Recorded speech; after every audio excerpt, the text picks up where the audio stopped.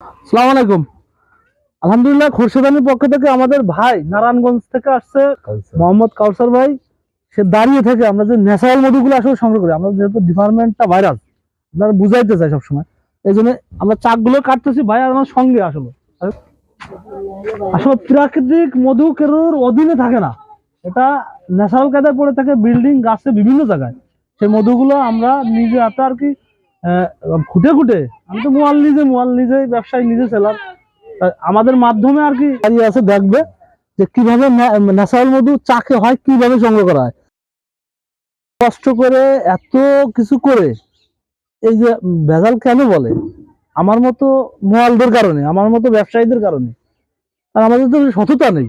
সততা না থাকলে আপনি তো ঠকে অবিশ্বাস হারাই গেছে, না ঠকলে তো অবিশ্বাস করতেন না। বিসমিল্লাহ। আসলে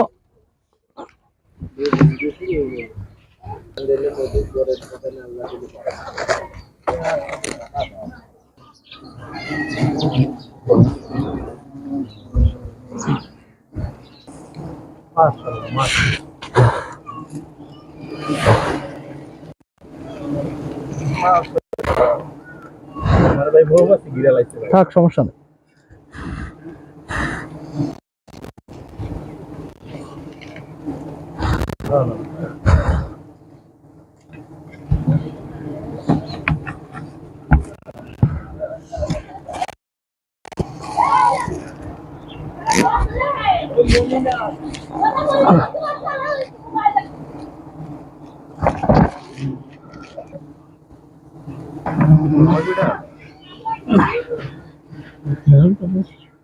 একটু একটু করে, অনেক কষ্ট করে বিভিন্ন জেলা থেকে মধুগুলো এভাবে কালেক্ট করা হয়।